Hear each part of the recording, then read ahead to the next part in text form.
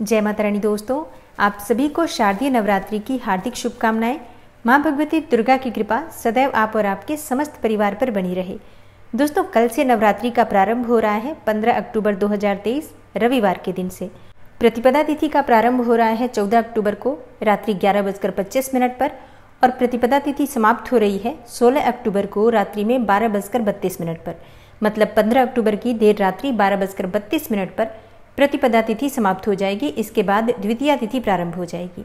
तो सूर्योदय कालीन तिथि के अनुसार 15 अक्टूबर को नवरात्रि की प्रतिपदा तिथि मानी जाएगी और इसी दिन घट की स्थापना करके माँ दुर्गा का आवाहन करके पूरे विधि विधान से 9 दिनों की माँ दुर्गा की नवरात्रि की पूजा प्रारंभ हो जाएगी।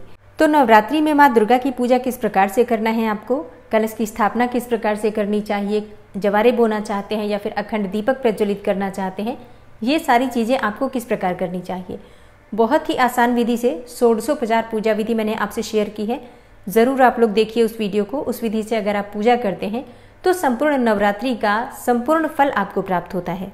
क्योंकि देखिए, सामग्री वही होती है, लेकिन अगर हम सही प्रकार से सही समय पर सही विधि से उसे अर्पित ना करें तो हमारी पूजा अधूरी मानी जाती है। तो ऐसा नहीं है कि षोडशोपचार की पूजा में आपको कुछ बहुत ज़्यादा लगता है, वही सामग्री होती है।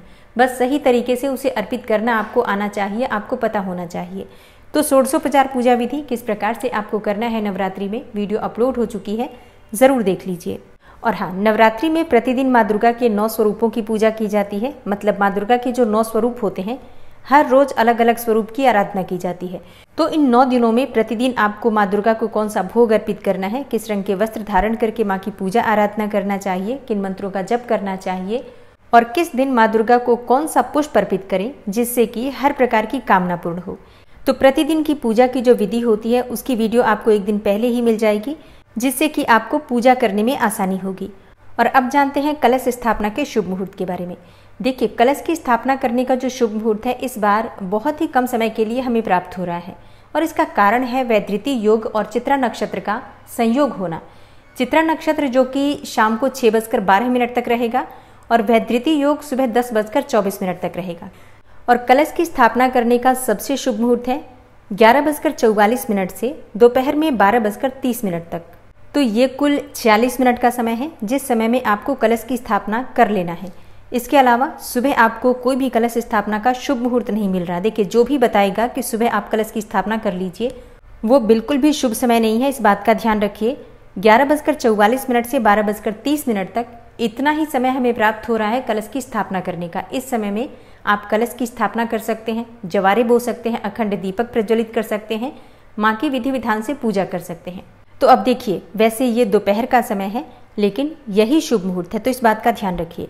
अब आप पूजा की तैयारी सुबह से करके रखिए। सुबह जल्दी उठ जाइए, जिस प्रकार से आप हर नवरात्रि में करते हैं। सुबह आपको जल्दी उठना है और उठकर नित्य कर्मों से निवृत्त होकर स्नान कर लीजिए। और फिर जिस प्रकार से आप अपने घर में प्रतिदिन पूजा करते हैं, मतलब जो रोज की पूजा है वो आप कर लीजिए। भगवान सूर्यदेव को जल अर्पित कर लीजिए। पूजा की सारी सामग्री एकत्र करके रखिए। माँ की चौकी बिछा लीजिए। मतलब जिस स्थान पर आपको माँ की पूजा आराधना करना है, जहाँ पर चौकी लगाना है, उस स्थान को बिल्कुल साफ सुथरा करके वहाँ पर आप चौकी लगा लीजिए। गंगा जल का छिड़काव कर लीजिए और फिर चौकी पर लाल कपड़ा बिछाकर माँ दुर्गा की मूर्ति या प्रतिमा जिसकी भी आप पूजा करना चाहते हैं उन्हें आप स्थापित कर लीजिए। और कलश की स्थापना करने के लिए या फिर जवारे बोने के लिए या फिर आप अखंड दीपक प्रज्वलित करते हैं, इन चीज़ों के लिए जो भी सामग्री चाहिए सभी सामग्री एकत्र करके चौकी के पास ही रखिए। और हाँ, इस बीच में बहुत से भक्तों का प्रश्न आएगा कि इतनी देर से जब हम कलश की स्थापना कर रहे हैं तो क्या हम जल वगैरह पी सकते हैं, चाय पी सकते हैं, फल इत्यादि ले सकते हैं? जी हाँ, बिल्कुल ले सकते हैं। जैसे आप अपने घर में पूजा कर रहे हैं, सुबह की पूजा, उसी समय अपने मन में मानसिक रूप से माँ के सामने संकल्प लीजिए कि आज आप व्रत करेंगे। मतलब आज से आपका व्रत है, ठीक है। जितने भी लोग व्रत करना चाहते हैं नवरात्रि के पूरे 9 दिन के या फिर एक दिन के भी, मतलब प्रतिपदा तिथि और नौमी तिथि के बहुत से लोग व्रत धारण करते हैं। तो जिस भी प्रकार से आपको व्रत धारण करना है, एक मानसिक संकल्प या फिर आप चाहें तो जल पुष्प लेकर भी संकल्प ले सकते हैं। माँ के सामने सुबह जब आप दीपक प्रज्वलित करेंगे तो संकल्प ले लीजिए और पंचोपचार विधि से पूजा कर लीजिए। और फिर इसके बाद से आप चाहें तो फलाहार कर सकते हैं, चाय पी सकते हैं, जल पी सकते हैं। मतलब आपने सुबह की पूजा कर ली, संकल्प ले लिया, सिर्फ कलश की स्थापना करनी है तो वो आप अभिजीत मुहूर्त में करेंगे। जब समय होगा अभिजीत मुहूर्त का, उससे पहले आप स्नान कर लीजिए। 11:44 से पहले आप स्नान कर लीजिए, साफ स्वच्छ वस्त्र धारण कर लीजिए, प्रयास कीजिए लाल रंग के वस्त्र धारण करें या कोई भी शुभ रंग के वस्त्र। इसके बाद चौकी के पास आपको आसन डालना है। आसन डालने के बाद माँ के सामने शुद्ध घी का दीपक जला दीजिए। अब इसके बाद आपकी विधि विधान से पूजा प्रारंभ हो जाएगी। आप कलश की स्थापना कीजिए। माँ दुर्गा की जो फोटो स्थापित करेंगे या फिर मूर्ति स्थापित करेंगे उसके दाईं तरफ कलश की स्थापना आप करेंगे। अखंड दीपक अगर आप शुद्ध घी का प्रज्वलित करते हैं तो माँ दुर्गा के दाईं तरफ स्थापित करके उनकी भी पूजा करेंगे, मतलब दीपक की भी पूजा होगी। और अगर आप तिल तेल का दीपक प्रज्वलित कर रहे हैं तब आपको माँ दुर्गा के बाईं तरफ स्थापित करना है। तिल तेल का दीपक बाईं तरफ, शुद्ध घी का दीपक दाईं तरफ होगा, माँ दुर्गा के दाईं तरफ। ठीक है, इस बात का ध्यान रखिएगा। एक और चीज, भगवान गणपति की पूजा के बाद ही पूजा प्रारंभ होती है, तो सबसे पहले भगवान गणपति की पूजा होगी और भगवान गणपति माँ दुर्गा के बाईं तरफ स्थापित किए जाएंगे। इस बात का भी ध्यान रखिएगा। माँ दुर्गा के बाईं तरफ भगवान गणपति। ठीक है, तो इस बात का ध्यान रखिएगा। एक और चीज, जवारे आपको माँ दुर्गा के दाईं तरफ रखने हैं। तो इन सभी बातों का ध्यान रखिए जब आप कलश स्थापना करते हैं, माँ की चौकी स्थापित करते हैं, पूजा करते हैं तो।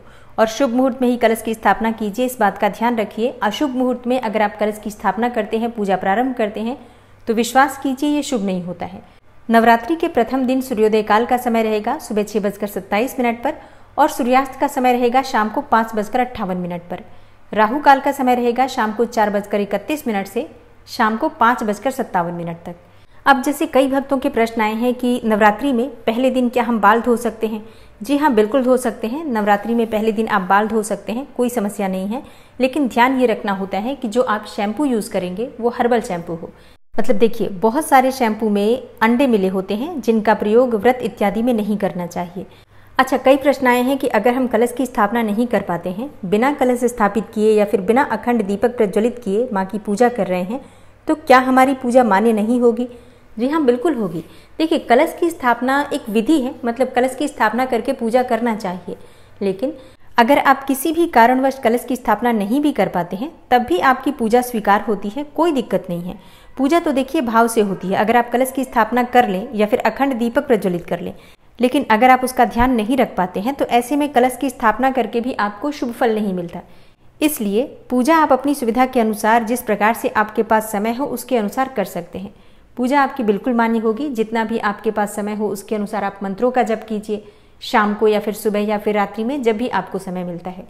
माँ दुर्गा की आरती आपको सुबह शाम जरूर करनी है। अगर आप कलश की स्थापना नहीं भी करते हैं, अखंड दीपक नहीं भी जलाते हैं, तब भी आपको सुबह और शाम दोनों समय माँ की आरती जरूर करना है, भोग जरूर लगाना है, वहाँ बैठकर मंत्रों का जप भी जरूर करना है। और एक पात्र में आपको जल भरकर अपने घर के मंदिर में जरूर रखना है। जहाँ पर आप माँ की मूर्ति या प्रतिमा रख रहे हैं, जहाँ पर आप पूजा कर रहे हैं, वहाँ पर एक पात्र में सुबह से लेकर शाम तक जल अवश्य भरा होना चाहिए। तो प्रतिदिन एक पात्र में जल भरकर रख दीजिए। फिर धूप, दीप, अक्षत, पुष्प इत्यादि जो भी आपके पास सामग्री हो उससे विधि विधान से पूजा कर लीजिए। आपको भी उसी प्रकार से फल प्राप्त होगा। और हाँ, एक और बार फिर से कहती हूँ आपको, आप कलश की स्थापना अभिजित मुहूर्त में ही करें, इस बात का ध्यान रखें, क्योंकि इसके अलावा कोई भी शुभ मुहूर्त नहीं है। तो इस बात का ध्यान जरूर रखें। तो उम्मीद करती हूँ ये वीडियो आपके लिए उपयोगी होगी।